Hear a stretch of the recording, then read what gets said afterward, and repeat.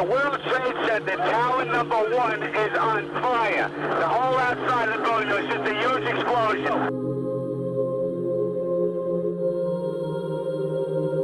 I can hear you, the rest of the world hears you, and the people who knocked these buildings down will hear all of us soon. It began on September 11th, 2001. Terrorists trained in Afghanistan destroyed the World Trade Center.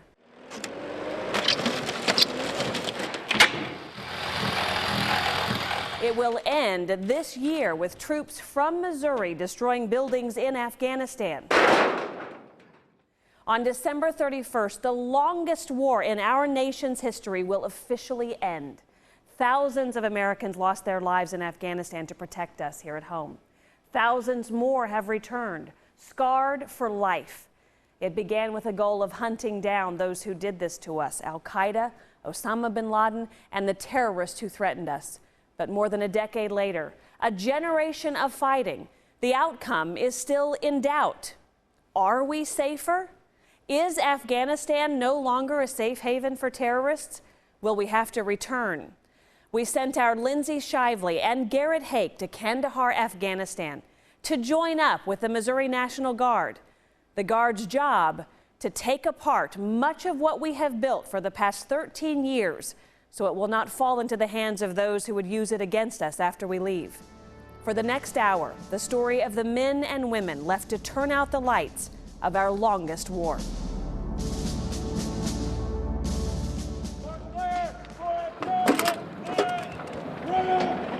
The weapons that finally end America's longest war won't be the howitzer, the F-16, or the mighty armored MRAP. They will be the axe, the hammer, and the armored dump truck, hauling away the remains of a war that American combat forces will soon leave behind.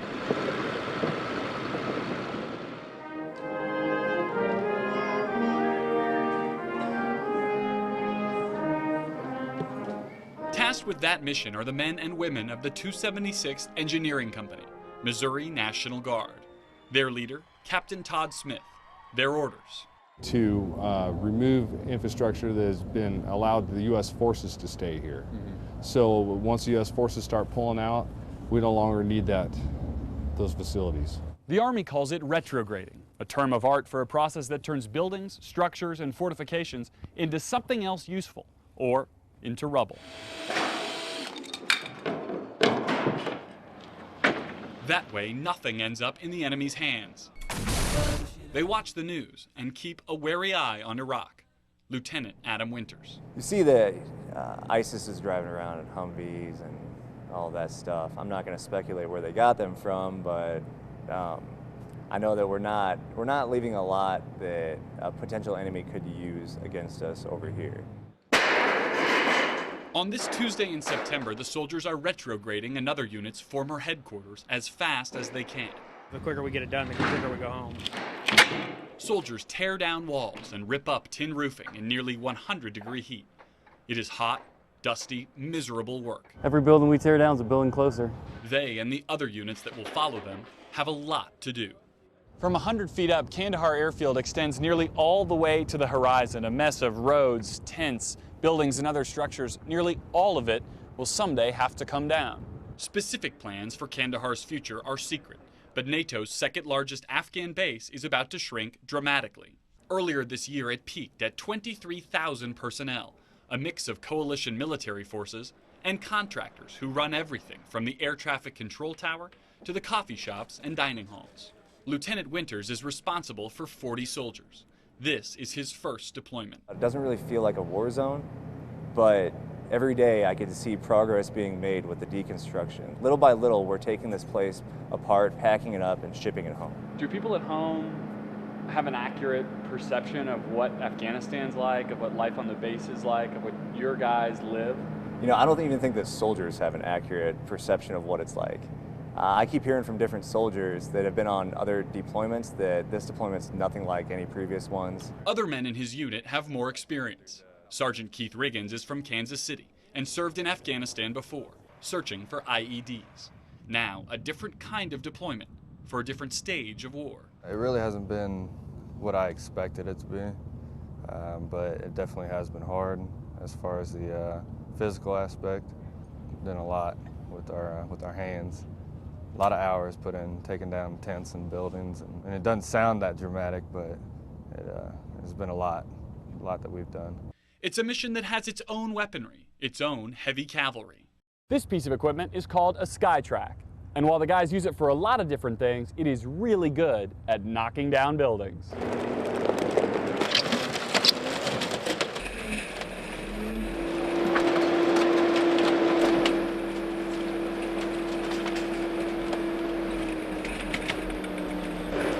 All this destruction does have a strategic purpose. The 276 has broken down outlying bases that the Afghan National Army either didn't want or couldn't defend on its own.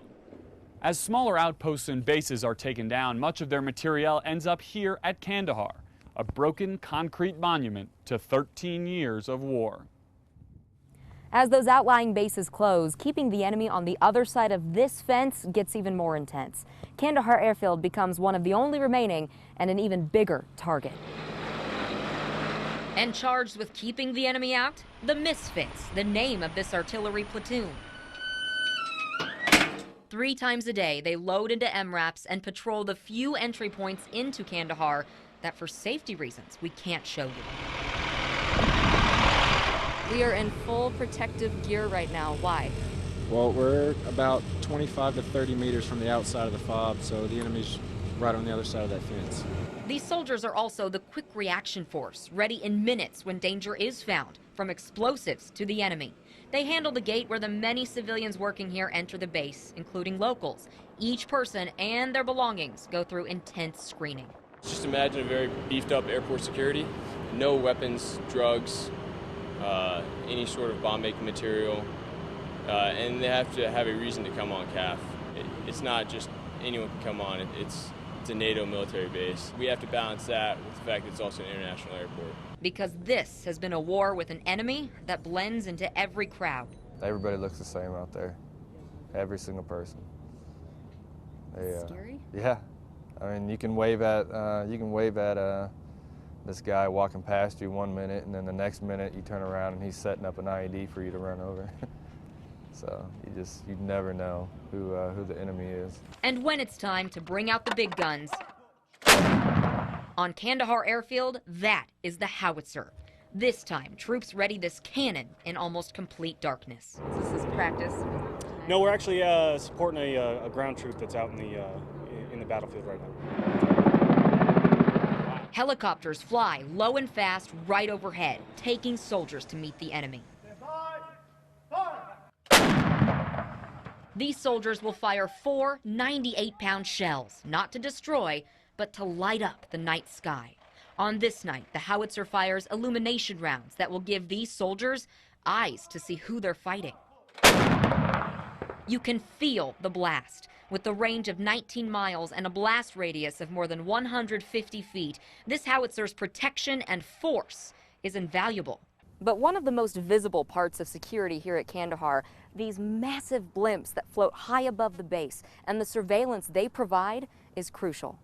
They're called PTIDs, or Persistent Threat Detection System, called one of the Army's most important inventions. At almost 115 feet long and with several tethered high above the base, they're one of the first things you see. Exactly how much they can do isn't public knowledge, but we do know these machines, used in Iraq and Afghanistan for the last decade, gather intelligence, even reconnaissance, with a radar horizon spanning almost 100 miles. Between PTIDs, MRAPs, and howitzers, soldiers tell us they do feel safe. My 2 soldiers sitting next to me said they all love you. And sweet dreams. And Don't sweet let the dreams. bad bite. Small comforts enhance that sense of security. Like getting a morning Joe from the coffee shop. Thank you. A game of football. Thank you very much. Even smoothies at an area of shops called the Boardwalk. All with your M4 rifle slung over your shoulder.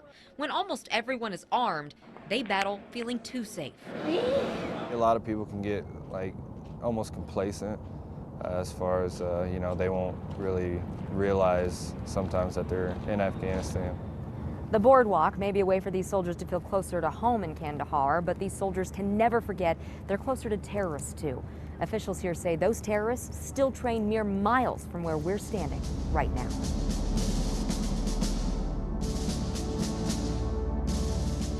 There was just bullets flying everywhere. Suicide vests, explosions, rocket-propelled grenades. Months into our soldiers' deployment, they would see just how battle-ready they are.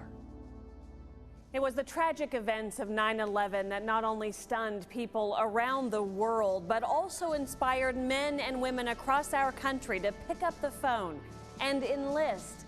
Coming up, our soldiers recall the day that launched America's longest war.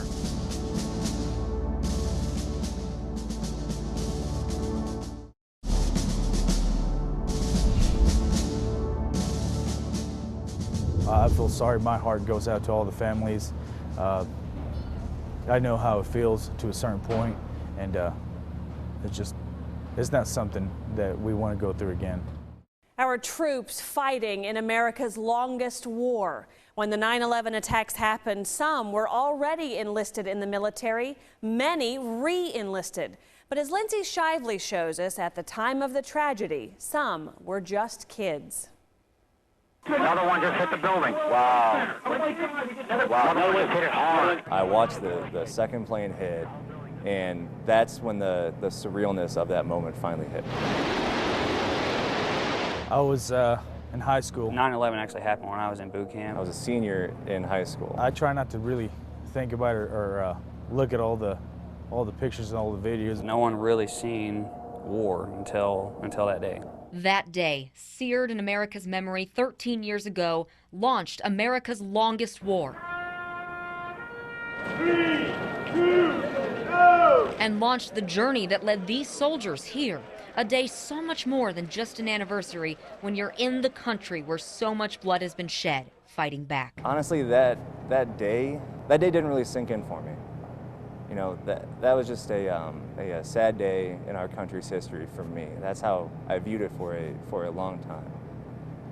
And it wasn't until my first 9/11 anniversary when I was in the military that it really sunk in. Not only that day, but all the sacrifices that were made after that day. For these New York National Guard soldiers, 9/11 has been all too real since day one. It's never over. I mean, it's something that we'll always remember. From the nearly 3,000 lives lost September 11th. Private First Class Matthew H. Walker. Or the 2,347 lives lost fighting in Afghanistan since. Lives still being lost mere months before troops are scheduled to leave. Corporal Caleb L. Erickson, United States Marine Corps. On this day, some ran a mile with a fallen soldier's name and picture. Some ran for the victims of the day that forever changed them. I seen the buildings because actually my school wasn't located like too far from it, and I seen the smoke, and it's something that I remember. It's a memorable event for me, and that kind of led up to the reason for me joining the National Guard today. Sergeant Daniel London is far from the only soldier whose resolve to fight for our country came out of 9/11, but so many others have only ever known our country at war. I didn't quite know whenever 9/11 happened. I didn't quite understand what happened because I was so young. I let them know that how it was back then and how it is now, and I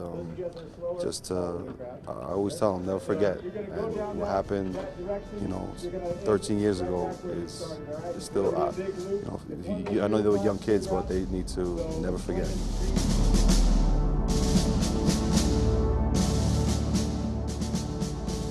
Do you remember where you were on 9/11? I was in second grade math class. I don't remember what we were doing at the time, but that's what class I was in. Specialist Zach Roberts from Galena, Kansas is just 20 years old. A different generation with a different view of history. Do you remember a time when the U.S. wasn't in Afghanistan? No, I don't. I was too young for that to even think about any of this at the time. So, no, I really don't. The 9/11 anniversary put the soldiers of the 276th in a reflective mood, and we asked them whether the sacrifices their friends and brothers made since that day have been worth it. Do you think all this was worth it? 13 years here. I think it's worth it. Sergeant Zach Hughes teaches PE back home in Springfield, Missouri. He joined the Guard to travel and now leads a squad. Are folks in Springfield safer because of what happened here? Yeah, they are. we don't have to worry about that much terrorist attacks, or people don't have to live in fear. Then there's Sergeant Cesar Martinez, a veteran of 3 tours already in America's dual wars. He's seen more combat than any other man in the 276th. He's known soldiers who didn't come home. I'm sure you lost people on your earlier deployments. How do you talk to those, you talk about those families? Do you tell them it was worth it? Do they think it was worth it? Yeah, I mean, we all signed the dotted line. And if I had the opportunity to fight for those guys that lost their lives, I would. I don't know how to answer it, but yes, their lives were worth it. Whenever you see a kid that's 5, 6 years old actually reading a book, going to school, actually wearing shoes, getting fed, I believe it's worth it. Soldier after soldier gave us a similar answer. Their families were safer. Afghans were living better. And so those names runners read that morning, more than 2,000 in all. Was this worth it? For Captain Smith, the unit commander, his answer, yes. It's a very important day in the history of our country. This is my 5th time in Afghanistan during the 9/11. And every time, it's the same thing. We try to remember those who have fallen during that day, and we try to remember our mission and keep moving forward with that. But for these men who've been so close to death and who've delivered their own violence upon our nation's enemies, the question inspires more than a little reflection. It was a bad thing that happened to us. I feel sorry. My heart goes out to all the families. I know how it feels to a certain point, and it's not something that we want to go through again. As the memories echo across empty rooms and the dusty expanse of Kandahar, will the soldiers still remember when there are no more anniversaries with Americans fighting here? Will we? Honestly, it's kind of a bookend. 9/11 was a surreal moment for me, and leaving here is kind of surreal too. Our Missouri soldiers face dangers all day, every day. They reveal the one battle that tested their skills. They grabbed their body armor, they grabbed their weapons, and they went from construction workers to soldiers, like that.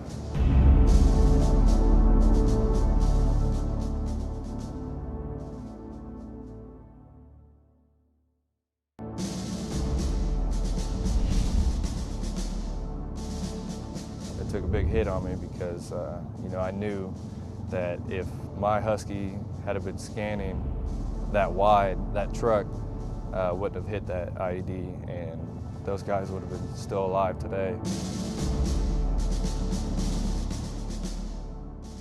With the end of combat operations in Afghanistan looming, our soldiers' mission is to break down, pack up, and ship out Kandahar Airfield, a challenge that's not without danger. They would face that danger head on, a danger some of them had faced before.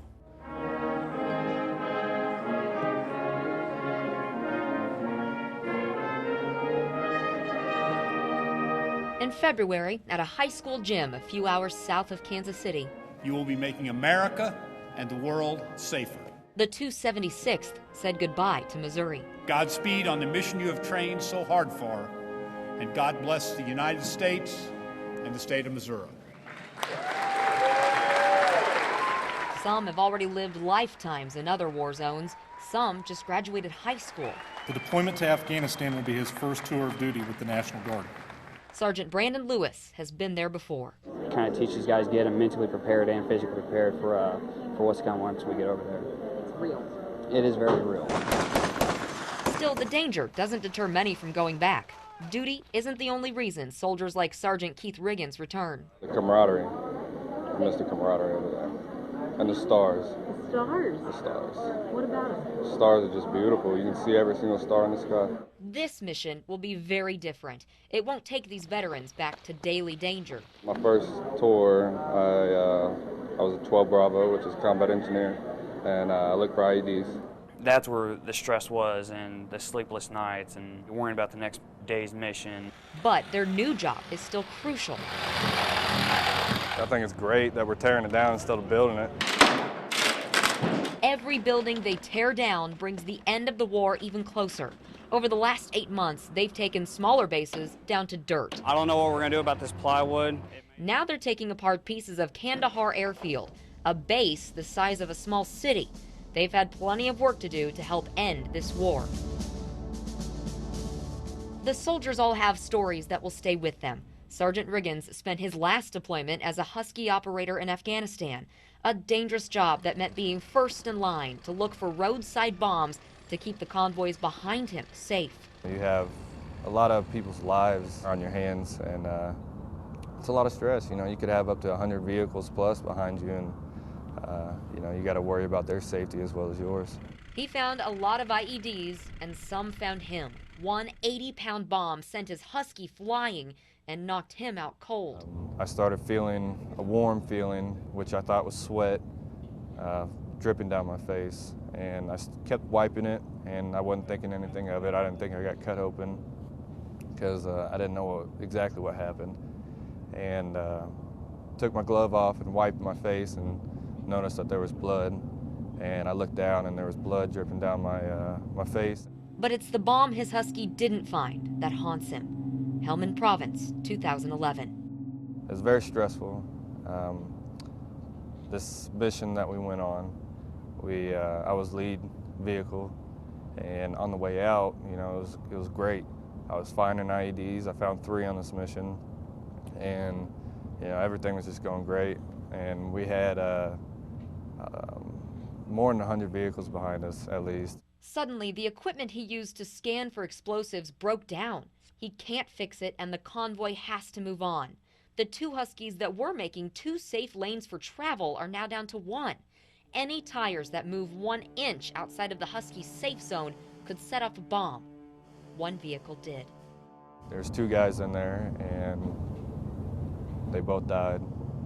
And it took a big hit on me because you know, I knew that if my Husky had been scanning that wide, you know, the 20 feet wide, that truck wouldn't have hit that IED, and those guys would have been still alive today.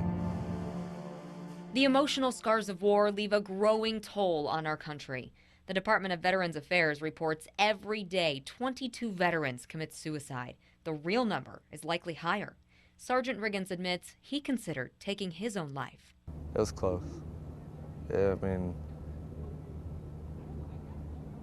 it was very close. I guess that's what I should say. And obviously, there's not really pills that you can take that you can overdose on. So there's obviously the other option, which is with a gun. So the amount of stress that I felt, that's what I felt like I needed to do. But my dad and my wife and kids saved my life. His father convinced him to seek therapy. Keeping it all inside just to be Army strong nearly killed him. Family brought him back. I still relive it till this day. I mean, there's some nights where I will dream about it and it will kind of haunt me, but I'm okay with it now. I'm sort of at peace, and you know, those 2 guys will always be in my heart. And you know, I'll always remember them. I didn't get to, obviously I didn't get to meet them. I didn't know who they were. I didn't know if they were Marine or Army. I didn't know anything about these 2 guys, but I do know that, you know, if there was something I could have done to save their lives, I would have.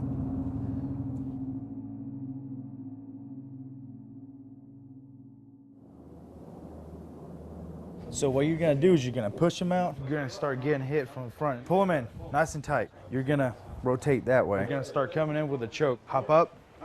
There you go, perfect. Natural reaction is he's gonna start hitting you, okay? That's when you start doing your blocks. With multiple tours in Iraq and another in Afghanistan under his belt, as a member of the Army's storied 101st Airborne, Sergeant Cesar Martinez is the man whose combat skills and willingness to teach keeps others alive.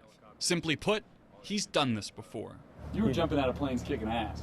Helicopters doing air assault missions. Pardon me. Yes, kicking ass and taking names, and I loved it. You know, it was a job. I was good at it. I had good leaders, you know, and I worked with a lot of good guys, and I miss it.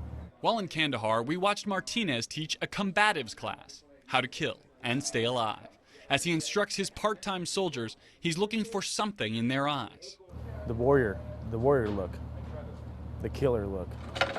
In July, while the unit was working to take apart a small forward operating base near Kandahar, an encounter tested those skills.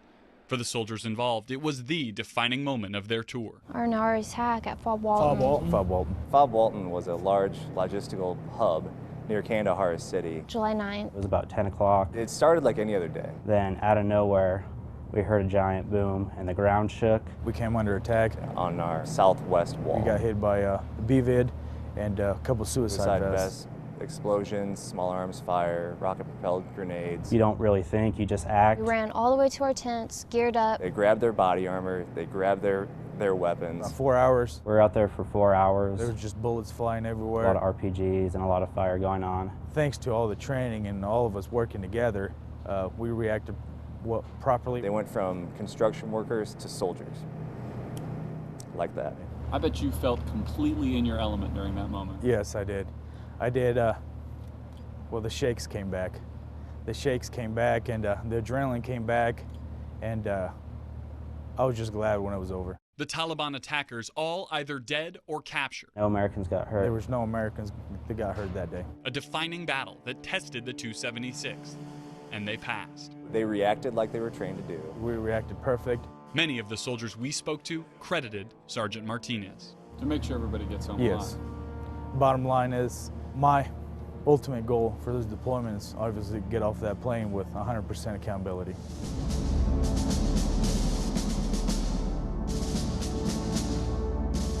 Unfortunately, we know not everyone comes home. A young Kansas City wife and mother talks about the lingering pain and challenges she's facing 3 years after her husband's death. 26 years old and about to bury my husband. It was like in that moment, I hadn't just lost him, I lost a future.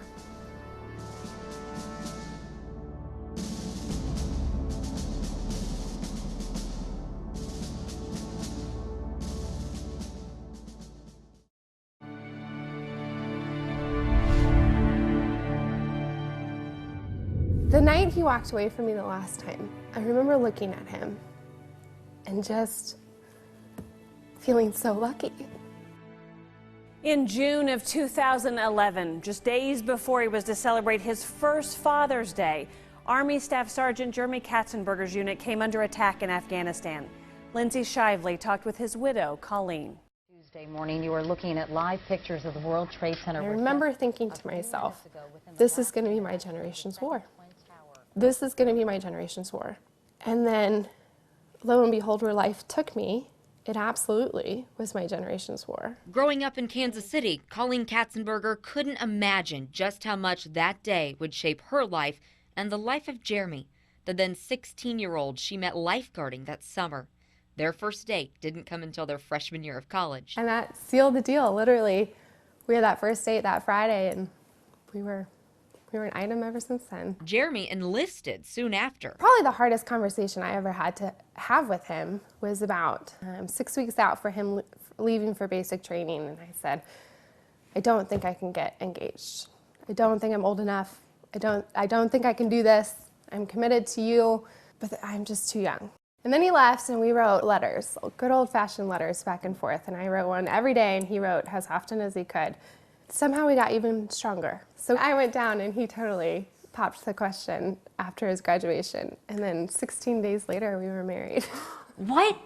16 days? Oh my goodness, it was so crazy. I think of it now, especially as a parent, and it blows my mind. They didn't have much choice. Jeremy only had 10 days leave 2 weeks after proposing. So their whirlwind, wonderful wedding led straight to a loving military marriage and some hard sacrifices. That first one was about 3.5 months, and he missed Christmas. He missed our first Christmas. Army Rangers like Staff Sergeant Jeremy Katzenberger work in secrecy. Their missions so intense, their deployments shorter, but on a constant rotation. But Colleen and Jeremy stayed strong through several deployments. Based out of Georgia, Jeremy and Colleen soon had a baby boy, Everett. Jeremy didn't get to stay home long. The other battalions had not been as lucky as our battalion had been, so it was very false in that security, but that was tough. That was tough. In 2011, in the middle of Jeremy's 6-month deployment to Afghanistan, Colleen took 7-month-old Everett on a visit to see her parents in Kansas City. My parents took me to the airport that morning, and they came home from the airport, and like an hour later, a car pulled up with 2 men dressed in their Class A's, and they came to my parents' door. Looking for Colleen, they told her parents nothing. Colleen knew nothing for hours until she saw close friends waiting for her at the airport. So I had this huge smile on my face, and I turned to Katie, and it was the minute I saw her face. She has these big blue eyes, and they were just filled with tears, and I looked at her, and I said, oh my God, this isn't good. And then I looked at her, and I was like, oh my God, is it my husband or is it my brother? Because they were both gone. And then the chaplain knelt down on one knee and he started reading the statement. And all I heard was, on behalf of the United States President, we regret to inform you that Staff Sergeant Jeremy Haake, and that was it. That's all I heard. That's all I heard. So I curled into a ball, because when your world ends, what do? And I curled into this ball, and then I heard Everett. And I looked at him, and I realized my world was not over. Together, Colleen and Everett started rebuilding their life. It's crazy when your life is 26 years old, and about to bury my husband. And it was like in that moment, I hadn't just lost him, I lost a future. Their new reality still difficult today. Jeremy had like crystal blue eyes. They were like these beautiful ocean blue eyes, and Everett totally has my brown eyes. That's probably like... So he's both of you? Yes. And so I feel like that was God's saving grace in some ways, because I think if I had to look into those eyes, that might have been... I have great family support, really awesome support. But I am a single mom. And those words were so hard for me to utter for a really long time. Now, 3 years later, Jeremy's family finds ways to celebrate his life. The annual Jeremy Katzenberger Memorial Triathlon at Weatherby Lake raises money for soldier families in Jeremy's battalion. His father, Robert, who still has 2 sons fighting overseas, can see Jeremy in each and every athlete. I tell you, it brought tears to my eyes earlier today. Watching these people cross the line, knowing this was a special time, it brought back a lot of memories of my son's persistence and what he would have been like if he had been participating in an event like this. This race is one of the ways Everett is learning about his brave father. I think he's comprehending that when you go to heaven, you don't come back. And watching that in your 3.5-year-old son, who's a great kid, and you want him to have a dad. A father, son, and husband lost in a war he truly believed in. When I buried him, there was a sense of pride and also anger. Pride that he was strong enough to fight it, when he believed in it in such a way that he did it for me and for Everett, so that we could live in this society that has no comprehension of that evil. In recent weeks, there has been a surge in deadly attacks across Afghanistan, making it obvious the country's future is still in flux. Was America's longest war worth it? Answers from soldiers still fighting on the front lines. Yeah, I mean, we all signed the dotted line. And if I had the opportunity to fight for those guys that lost their lives, I would. I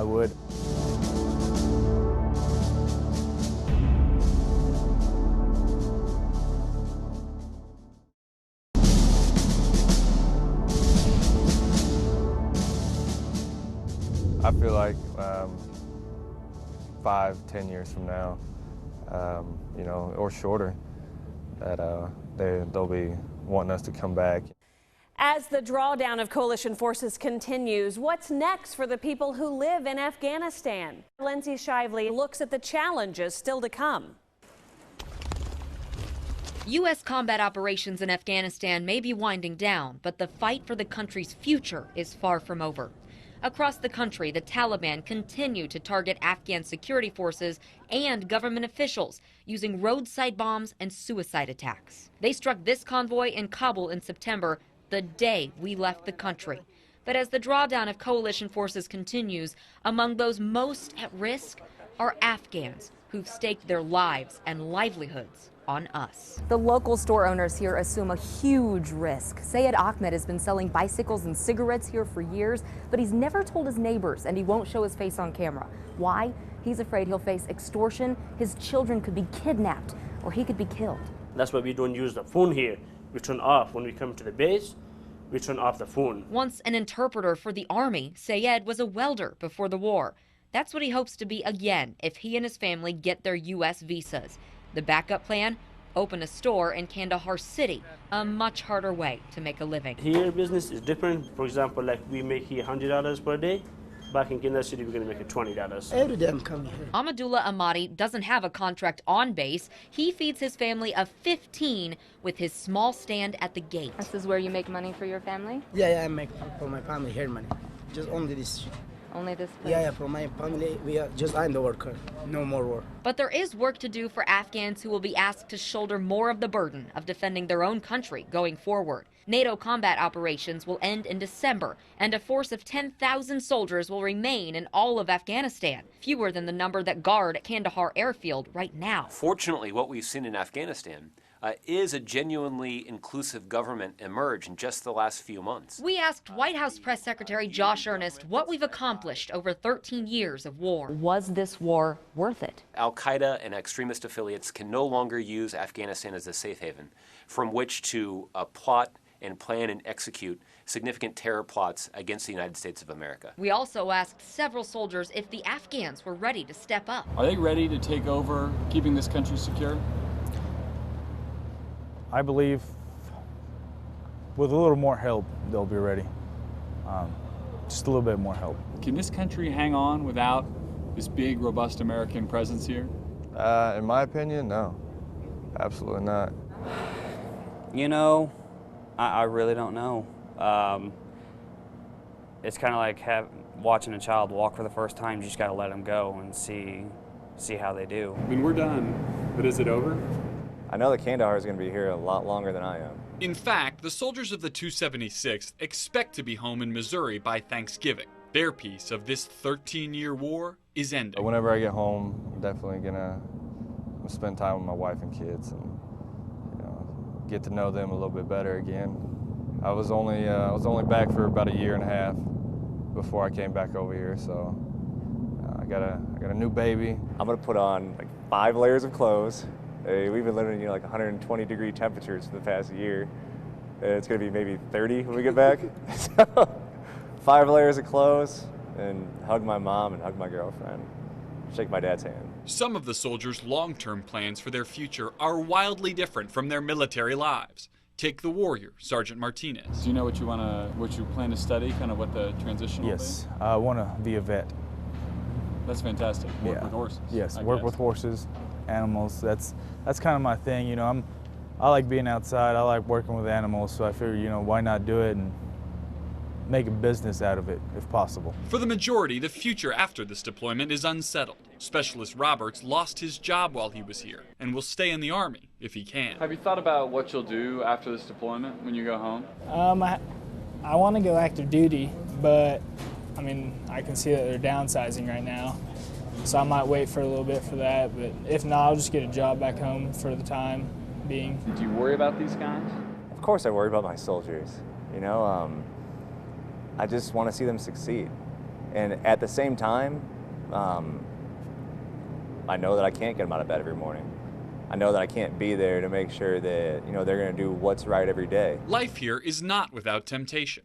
Along with cigarettes and snacks, this store on the base even sells Harley-Davidsons, deliverable back home, to soldiers with suddenly more cash than they know what to do with. Lieutenant Winters warns his soldiers. I worry about them making the same mistakes that young people stereotypically do, especially financially. They're making a lot of money over here right now compared to what they normally would back home. So making sure that they take this opportunity to set themselves up for future success, to make smart financial choices. Some consider ending the war to be a smart financial choice after billions of dollars spent here. Running the second largest military facility in Afghanistan isn't cheap. The Army says it spent $176 million to operate Kandahar Airfield this year. American taxpayers have spent more than $100 billion rebuilding Afghanistan, more than we spent in Europe after World War II. Now our soldiers are finishing their mission, packing up, and finally coming home. Yet the lingering question remains. Was the last 13 years worth it? As a soldier, as a citizen, because you're both.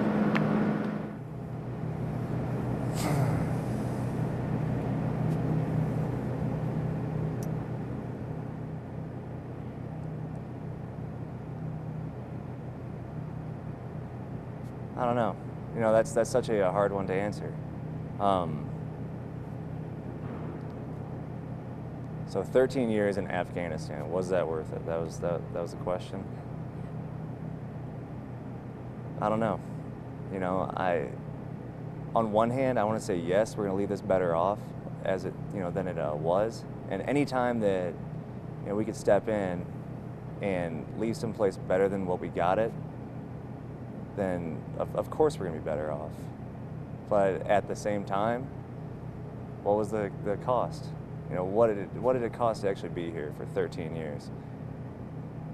What are the benefits? I don't know. The United States' involvement in Afghanistan and the region will not completely end on December 31st.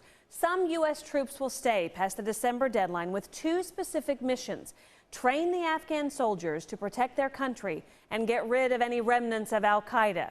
But whether or not we'll return with massive forces remains an unanswered question. And are we safer? To date, there has not been another terrorist attack on American soil. For that reason, we honor those men and women who have paid the ultimate price.